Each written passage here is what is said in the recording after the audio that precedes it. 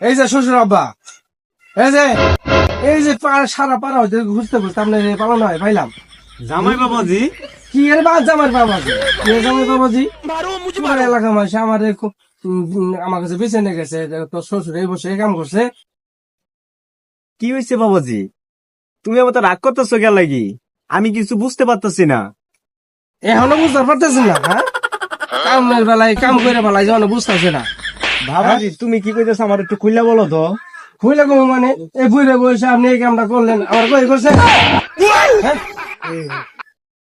কি কাম করছি?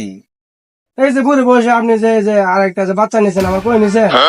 এই বাড়ি জামাই জোড়া, একমাত্র জামাই জোড়া আমি। ভাবছিলাম আমি পুরো বাড়ির সম্পত্তির মালিক, আমি এলাকায় যাবো। আর এর মধ্যে আপনি আরেকটা ভাগিটাই নিয়ে নিয়েছেন। হ্যাঁ, আপনি এই কাজটা করছেন, আমার কই করছেন?